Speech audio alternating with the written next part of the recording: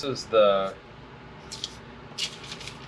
demonstration for Thinking in 3D Part 1, Anatomy of a Square. So I have my 18 by 24 inch paper mounted on my board already, and I still need to mount my tracing paper. Remember, the reason why we have a large sheet of 18 by 24 inch paper is to give us a nice white surface to work on. So I'm scoring up my paper to my board, putting it at the top of my straight edge,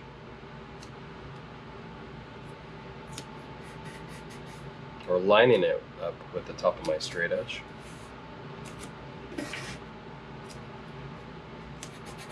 And then taping everything down properly.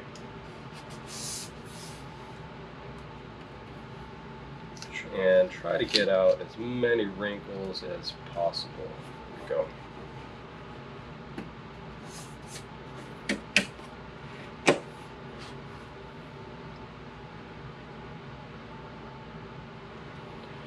Okay, so at the bottom here, I will label this.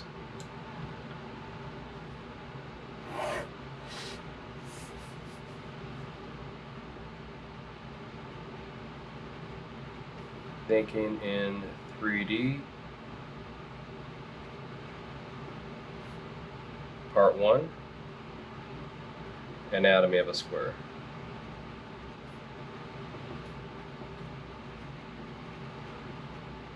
All right.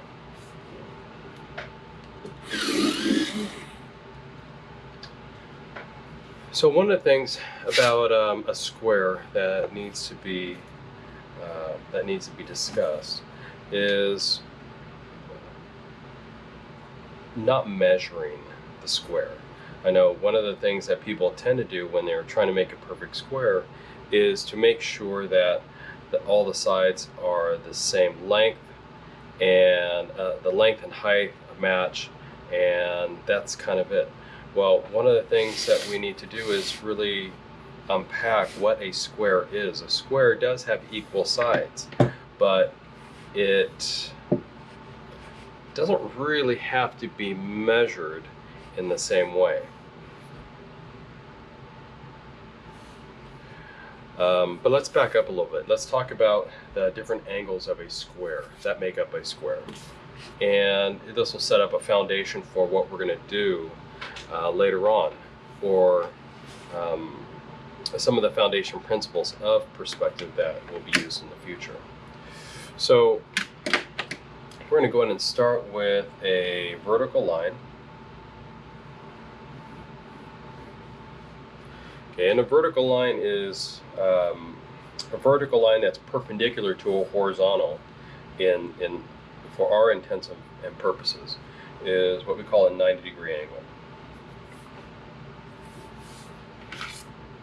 And then we also have a 45. I'm using a 45-90 triangle. Here's a 45-degree angle. And now here's our 180. So we have a 90, a 45, and a 180-degree angle. So I am using my 45-90 triangle. There's two 45s and a 90, and we use this to not only create our verticals, but we use this to also create our 45s. As long as we keep it lined up and solid against our horizontal straight edge, we can create 45 and 90-degree angles. And with the straight edge, we can create 180-degree angles. Now, if I were to continue this line all the way through here, you'll notice that the union of this 90 and 180-degree angle also creates a right angle.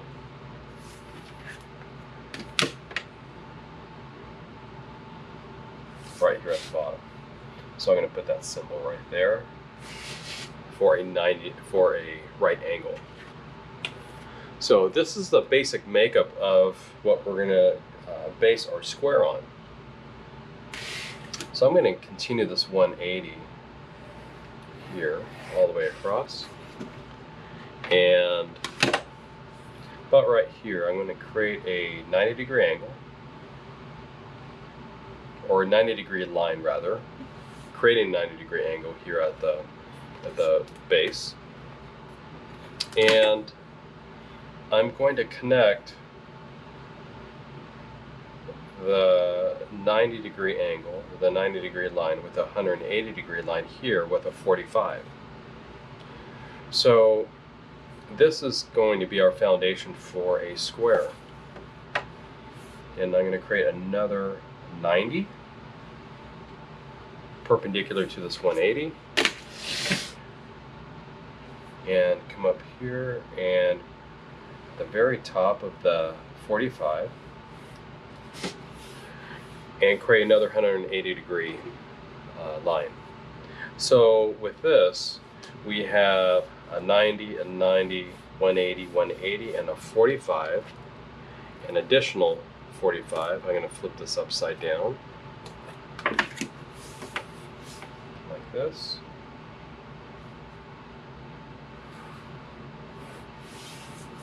And create another 45. So let's label this. We have a 90, we have a 45, we have another 45 here, and of course we have our 180.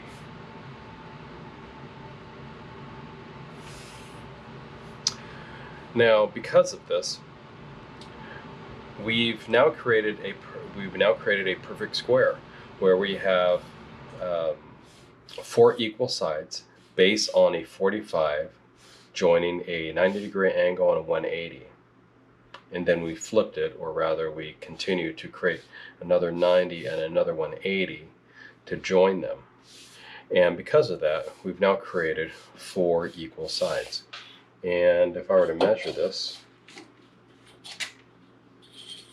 to prove my point, this is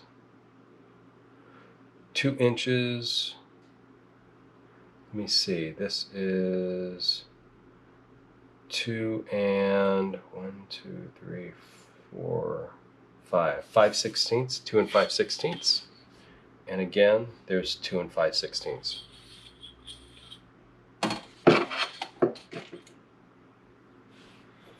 So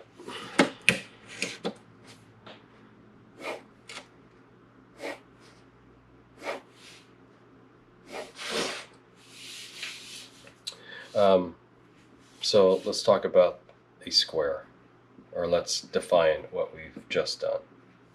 We have 4 equal lengths,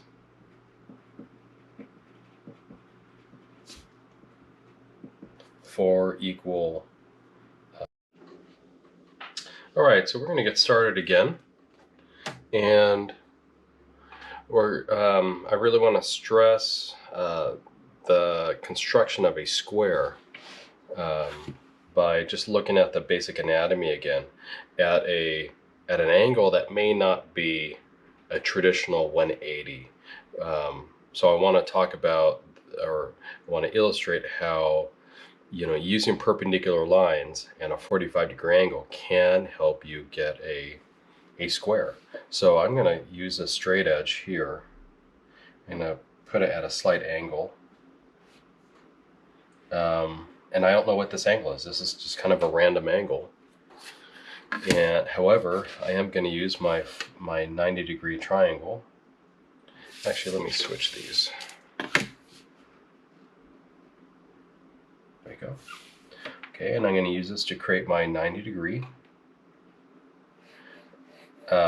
It's 90 degrees because it's perpendicular to this line that I drew.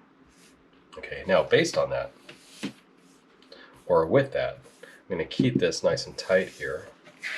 I'm going to move this over here to create a 45,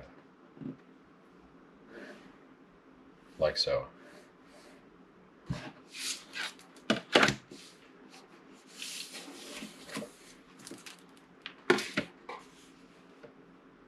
And now here at the bottom, or at the opposite end, I'm going to create another perpendicular line.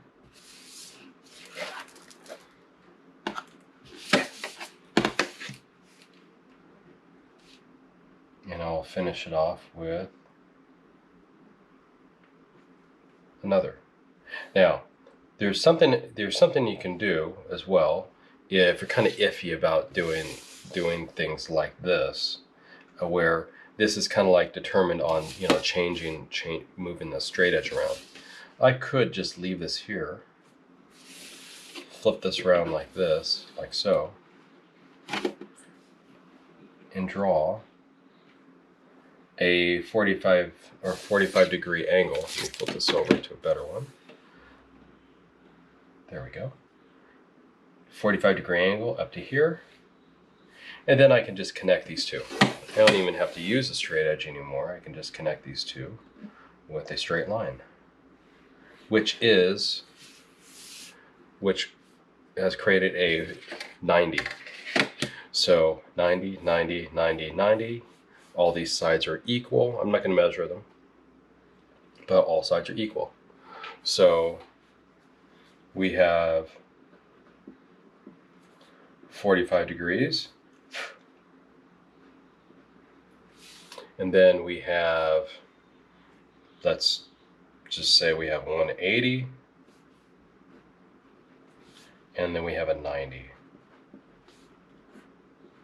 Now, these two are interchangeable, but more importantly, they are perpendicular to each other. So I think that would be important to write as a note right here.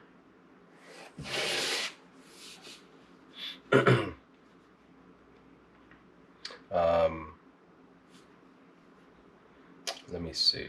I'll just put 90 degree and 180 degree. 180 degree are perpendicular.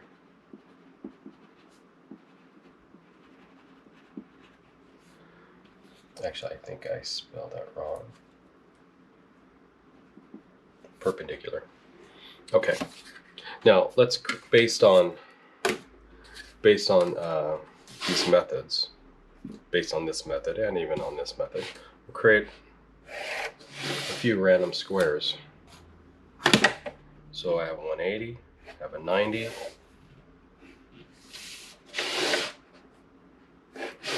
(180) and a 90.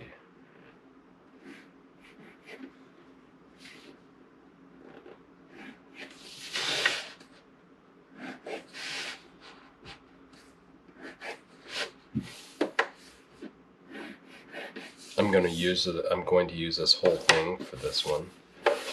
Flip this around.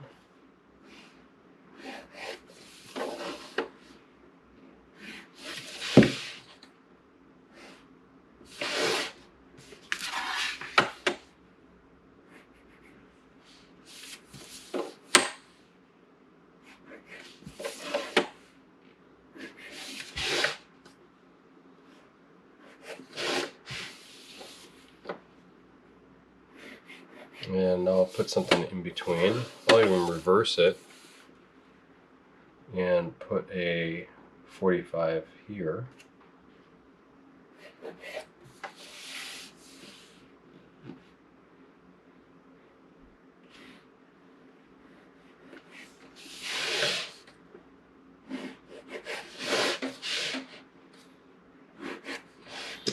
And I will reiterate these lines, or reestablish these lines in blue to show the permanence of it.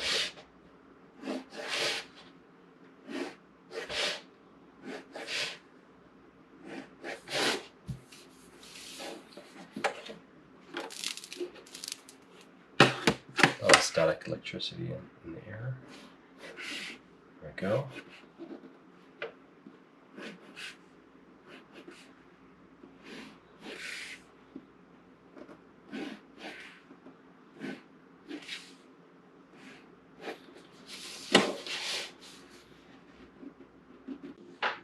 Next, we're going to talk about the duplication of a square.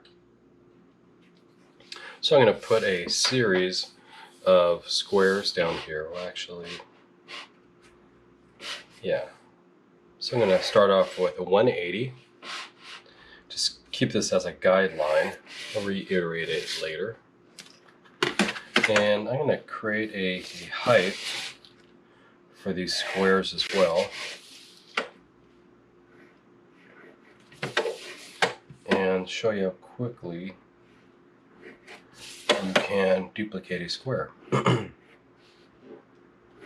The height of the square is entirely random or arbitrary.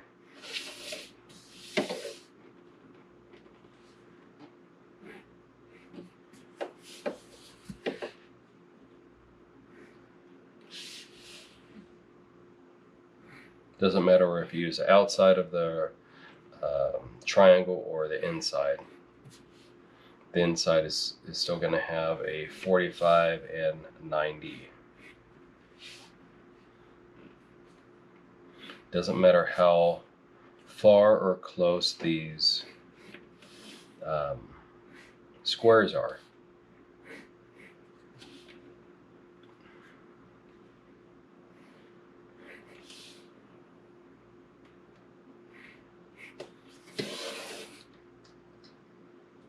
So now I'm going to reiterate. Oh, I can actually put another one. Before I reiterate the line or reestablish the line, you can also do this. You can put them in sequence right next to each other. Like so.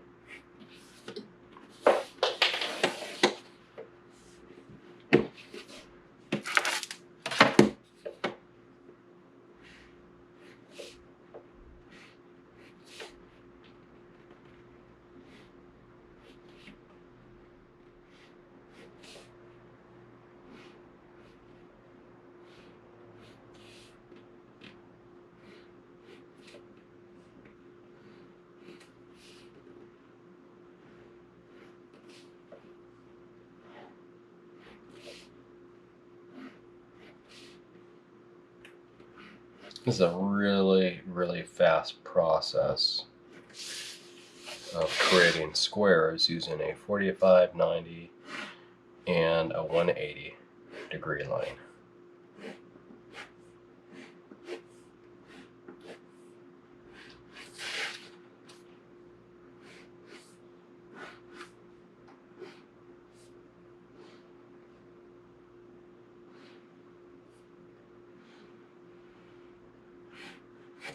Like so. Okay, so this is the duplication of a square using a 45-90.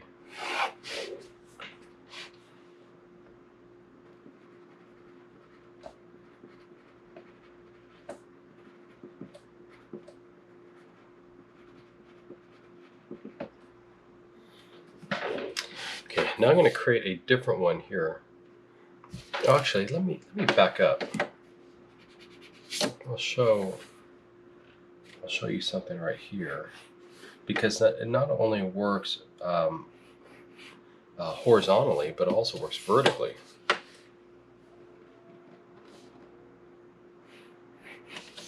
I have two 90s, and I put a 180, and there we go. So it not only works vertically, but it also works horizontally.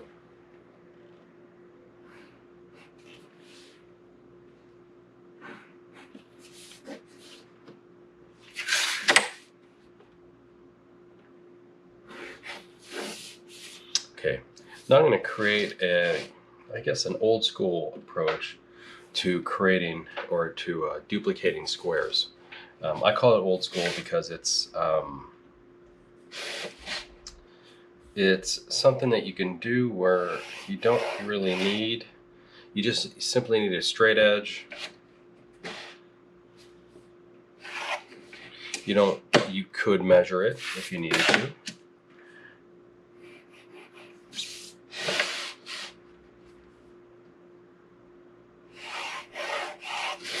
So I'm going to create a square. This is something that in many ways you can do on the fly. But let's say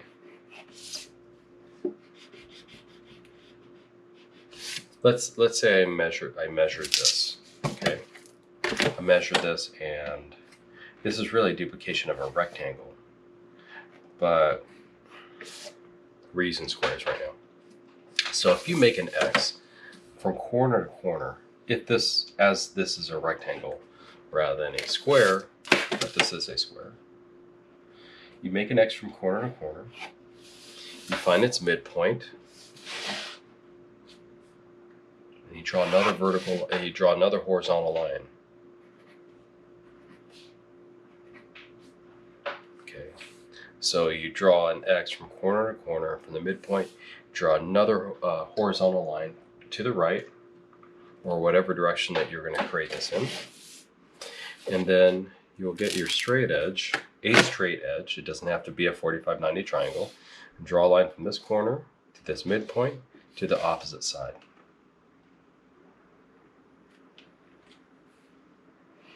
Like so. And as it crosses this line, you have now duplicated the square. Like so.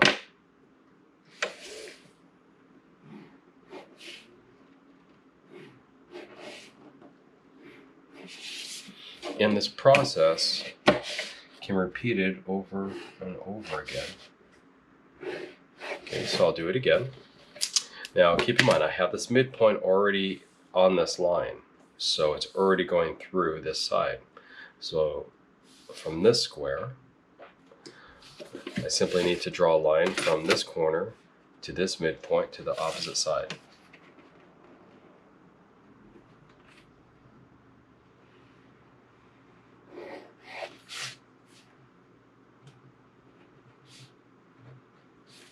And as it crosses this bottom baseline, or as it crosses the baseline, it's now duplicated the square.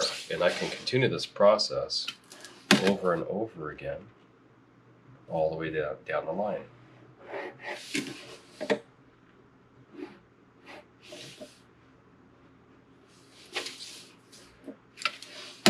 Now, I call it an old school way because you're not really using a 45 for it.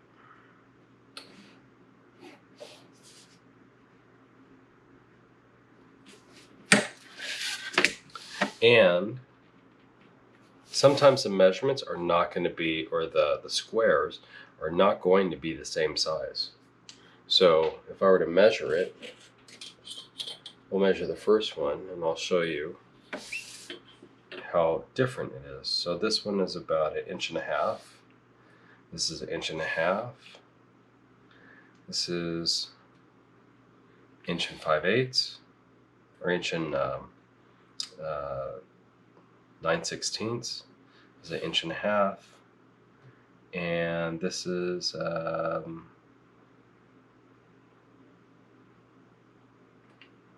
this one is 1 7/16 inches. So it changes. And that's the problem with doing this method, is trusting that the pencil stroke, or I'm sorry, the pencil width is nice and sharp, or the pencil weight is nice and sharp, and you're duplicating these accurately.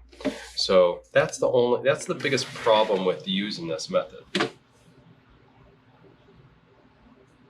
The cool thing about this is, or duplicating a square, the cool thing about duplicating a square is you can also create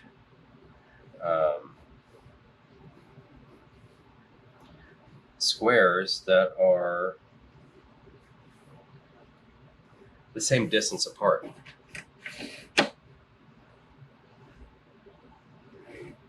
Okay, so I have these 5, 1, 2, 3, 4, 5. These 5 squares, the same, right next to each other. Then we're going to skip one. We're skipping a space to just illustrate the fact that you can create two-dimensional objects, or let's say these squares, that are the same distance apart. So you can see this one. This is how inaccurate it can be.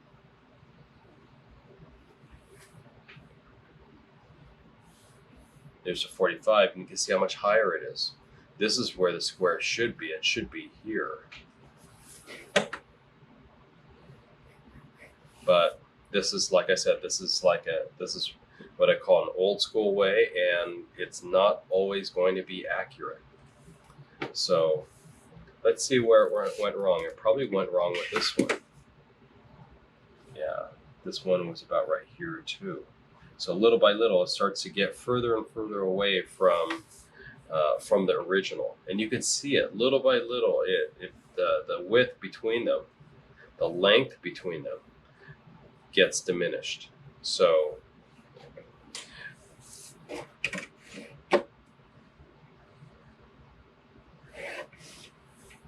so right here, I'm going to write old school.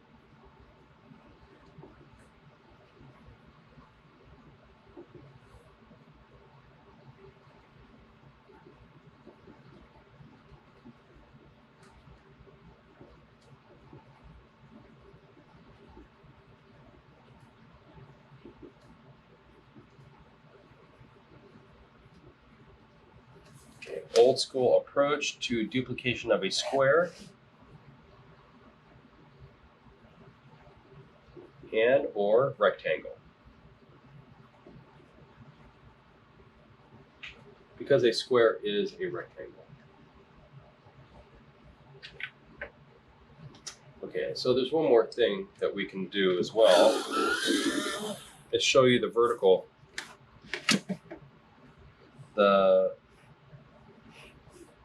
duplication as we did up here, or similar to that. So we have this midpoint. Drop a vertical straight down for the midpoint.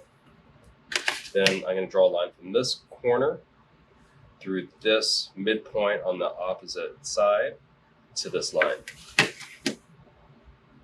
So from the cap height, or the cap line, to the base line to the opposite edge here, like that. And as it crosses, that becomes the height of that square, or the depth of the square, however you want to think about it. And you can see it's pretty close. That's a 45.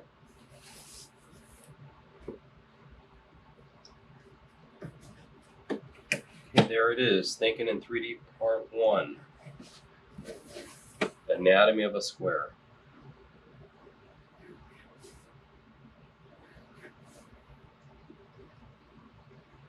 And I will shade this one,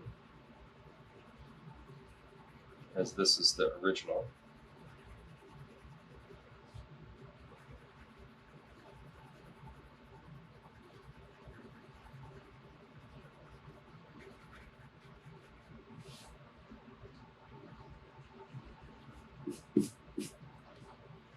Okay.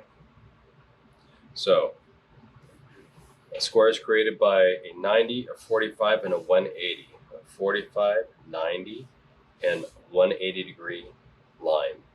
And you can see that here. It doesn't matter what size it is, as long as you have two lines that are perpendicular to each other and a 45 that also connects it, you can create a square, as I did with this one, this one, this one, and all of these. These are a little bit different because this is just, again, an old school approach to the duplication of a square, but I did use it originally for this one. But this is the duplication of a square or a rectangle, and or a rectangle. Okay, there it is, thinking in 3D part 1, anatomy of a square.